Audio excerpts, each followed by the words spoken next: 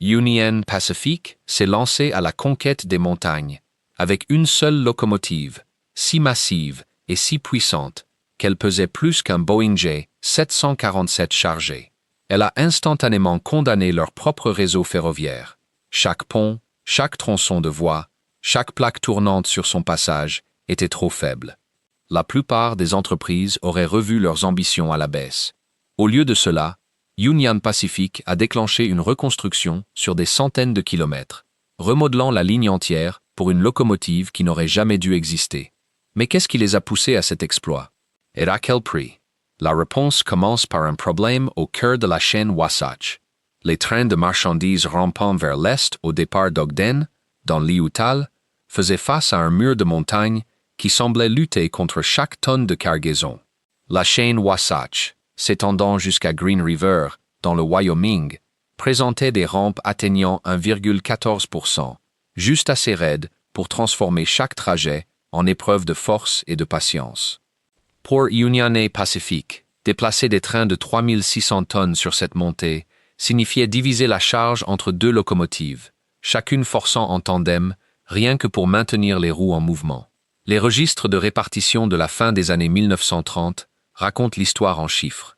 Des machines doublées, de longs retards et des affectations coûteuses de locomotives de renfort s'accumulant jour après jour. Le coût ne se mesurait pas seulement en charbon ou en heures supplémentaires. Chaque fois qu'un train devait s'arrêter pour une locomotive de renfort, le planning entier basculait. Les équipages attendaient sur des voies de garage, le fret restait immobile et la compagnie brûlait argent et main-d'œuvre. Les équipes mécaniques regardaient les chaudières tourner près de leurs limites et les mécaniciens gardaient un œil méfiant sur les manomètres, sachant qu'un seul faux pas pouvait signifier des heures perdues en montagne. Les propres bilans comptables d'Union Pacific de cette époque montrent l'ampleur du problème. La double traction de deux Challenger ou d'anciennes locomotives mallettes faisait grimper les factures de maintenance et la consommation de combustible, tandis que le rythme lent sur la rampe signifiait que moins de trains pouvaient franchir les montagnes chaque jour. Les ambitions du chemin de fer pour le fret à grande vitesse se heurtaient frontalement à la dure arithmétique de la gravité et de l'acier. En 1939, la frustration était claire.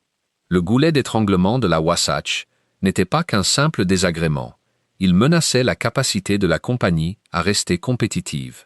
La solution devrait briser toutes les conventions du chemin de fer américain. Pour tracter 3600 tonnes à 96 km/h, Union Pacific avait besoin d'une seule locomotive dotée d'une puissance que personne n'avait jamais vue. L'ordre fut donné: construire une machine capable de vaincre la montagne seule et de le faire assez vite pour changer la donne. La direction d'Union Pacific refusait d'accepter les limites de leur chemin de fer de montagne. En 1939, une directive atterrit sur les bureaux de l'American Locomotive Company, ALCO, à Schenectady, dans l'État de New York. Le message était direct: construire une seule locomotive, capable de tracter 3600 tonnes de fret à travers la chaîne Wasatch, à 96 km/h. Pas de double traction, pas de compromis. La machine devait faire le travail seule, et elle devait le faire assez vite pour maintenir l'horaire du chemin de fer au niveau de n'importe quel concurrent dans le pays. Ce n'était pas une demande anodine. La correspondance entre Omaha et Schenectady détaillait l'urgence.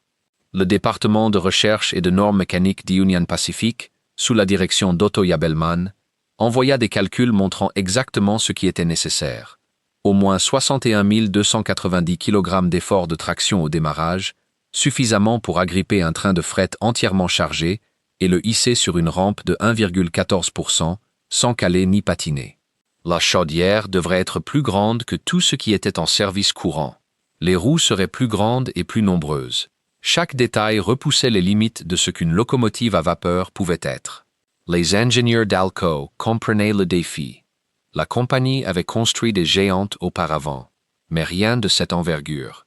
Le cahier des charges ne demandait pas simplement plus de puissance.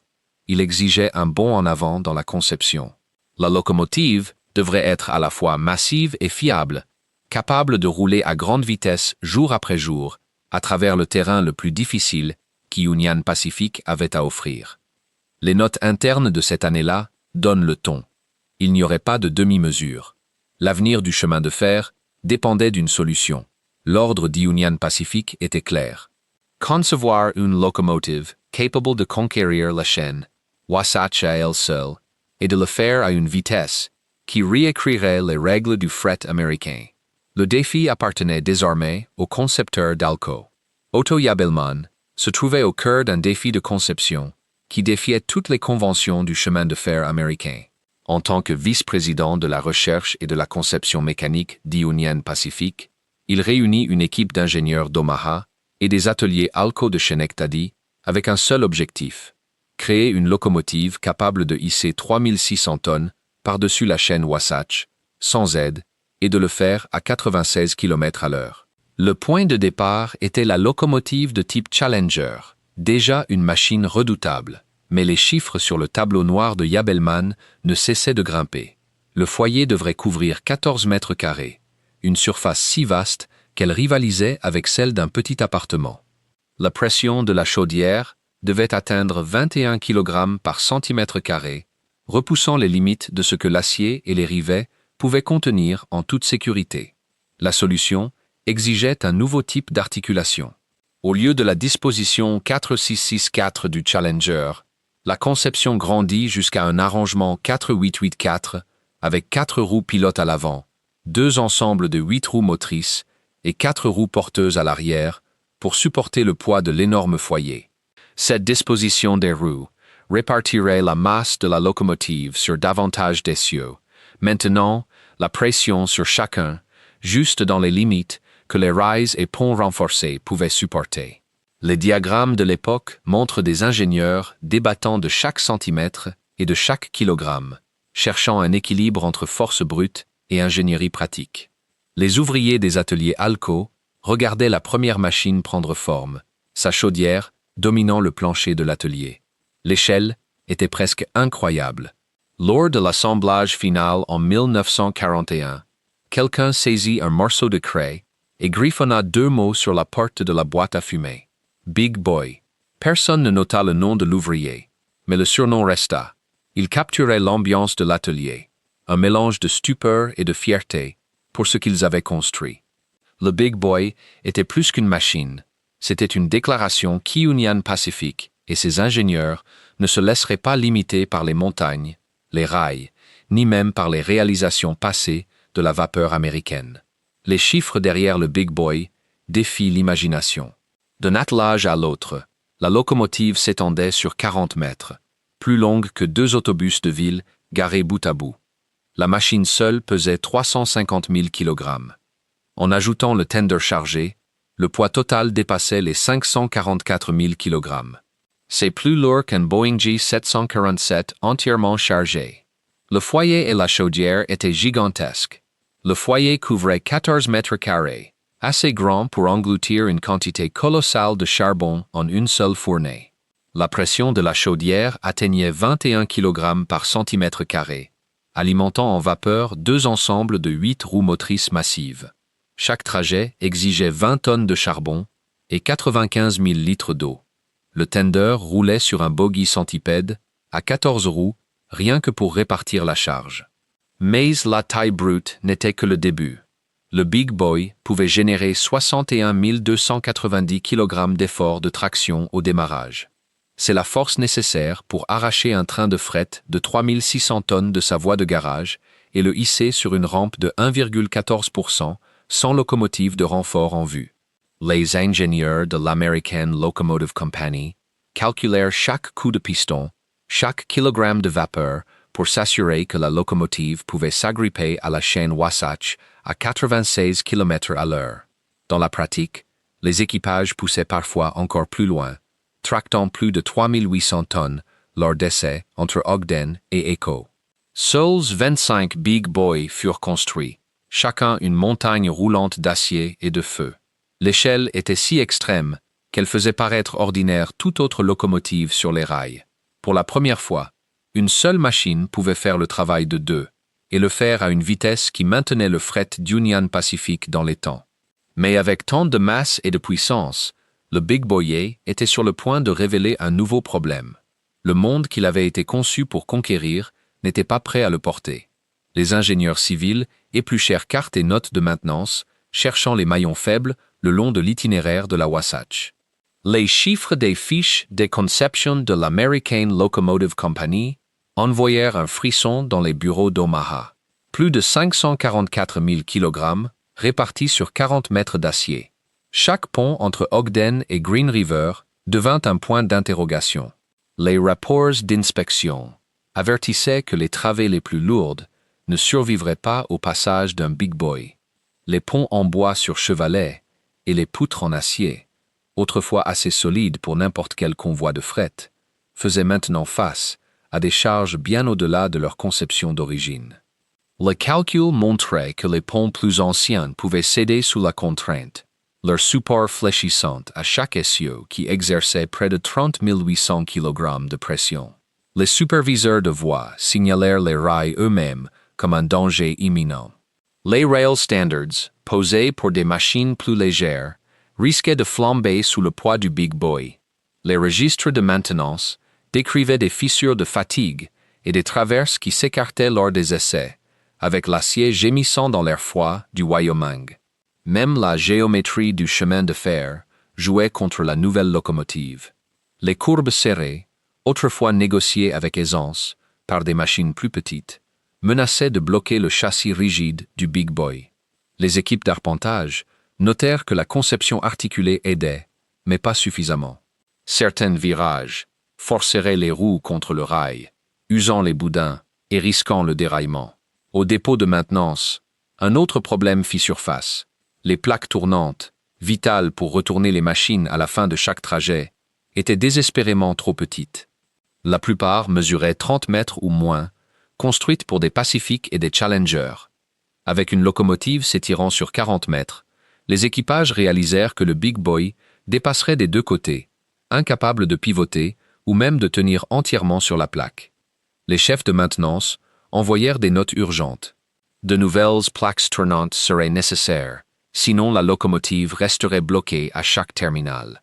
L'ampleur du défi devint indéniable. Chaque kilomètre de voie, chaque pont, chaque courbe et chaque dépôt avait été construit pour un monde qui n'existait plus. Le Big Boy était prêt à rouler, mais le chemin de fer lui-même ne l'était pas. Union Pacific faisait face à un choix radical: réinventer l'infrastructure ou laisser leurs plus grandes machines au repos. Les ingénieurs civils d'Union Pacific faisaient face à un travail qui surpassait tout ce qu'ils avaient accompli auparavant. Les chiffres seuls étaient intimidants. Jacques Essieu du Big Boy exerçait une pression de 30 750 kg, une force capable de transformer un pont ordinaire en ferraille. Les équipes commencèrent par inspecter chaque travée entre Ogden et Green River, étudiant les diagrammes de moments de flexion et les plans d'il y a des décennies. Les ponts en bois sur chevalet et les ponts en acier plus anciens furent signalés comme ouvrages à risque. Certains pouvaient être renforcés avec de nouvelles poutres et des contreventements, mais d'autres devaient être démolis et entièrement remplacés. Les contrats de pont partirent en succession rapide. Les priorités du temps de guerre n'autorisaient aucun retard. Acier, béton et main-d'œuvre affluèrent le long de la ligne, avec des équipes travaillant sous la neige comme sous la chaleur estivale. La voie elle-même présentait un autre défi. Les rail standards, posés pour des machines de moitié le poids du Big Boy, fléchissaient et bougeaient lors des essais. La solution fut de poser des rails plus lourds, de 75 kg par mètre ou plus, sur toute la route. Chaque kilomètre exigeait de nouvelles traverses, un ballast plus profond et un alignement de précision.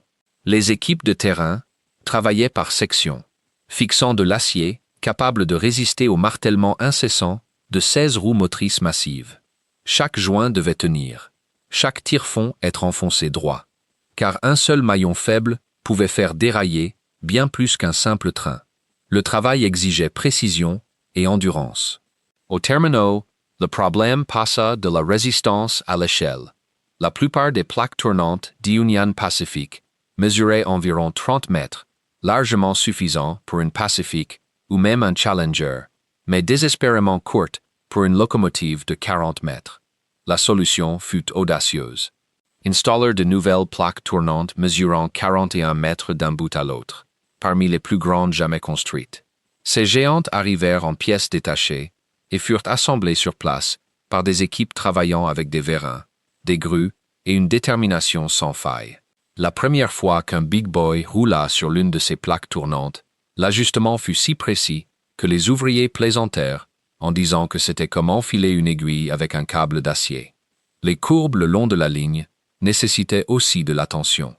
Des géomètres repérèrent les virages les plus serrés et calculèrent les dégagements, déplaçant parfois la voie de seulement quelques dizaines de centimètres pour s'assurer que le châssis articulé du Big Boy puisse passer sans se coincer.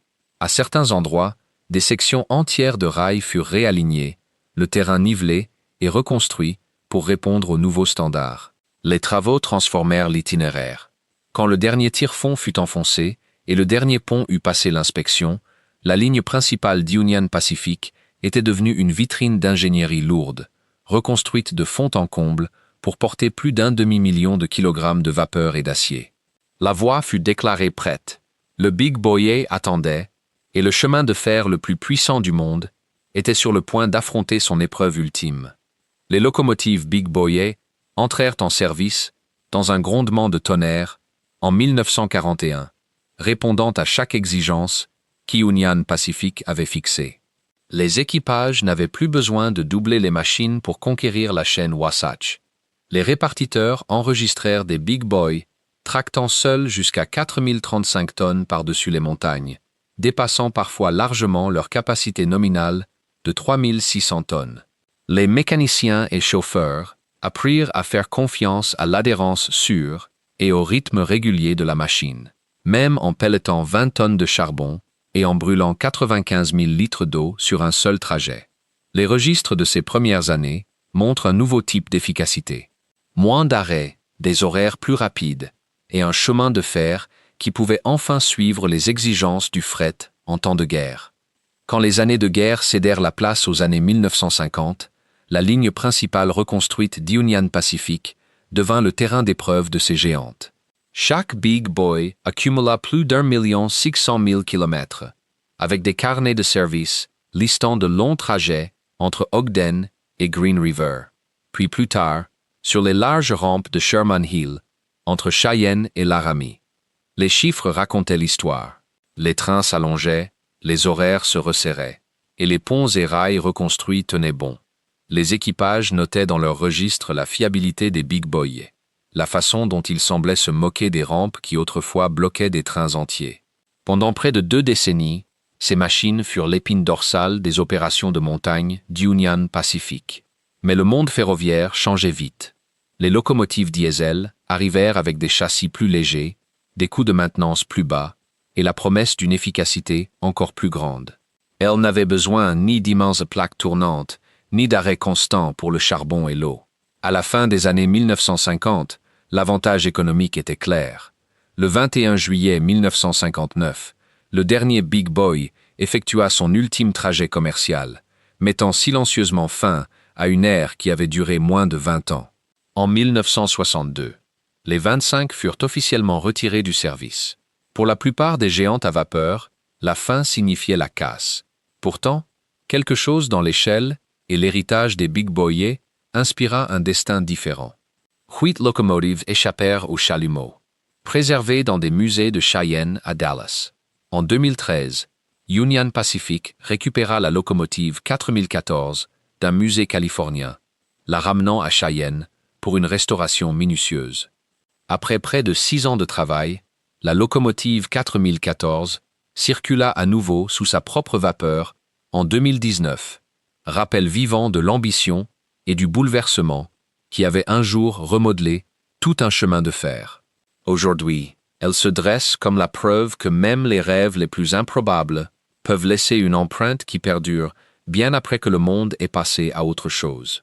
Aujourd'hui, les cicatrices et les renforts le long des lignes d'Union Pacific font encore écho à une vérité. Parfois, l'ambition remodèle le monde lui-même. Alors que les infrastructures font face à de nouvelles pressions, des trains plus lourds et des conditions climatiques extrêmes, nous affrontons la même question. Adaptons-nous nos ambitions ou forçons-nous le monde à s'adapter à nous? L'héritage du Big Boy nous rappelle que le progrès laisse toujours une empreinte. Quelle empreinte choisirons-nous de laisser demain?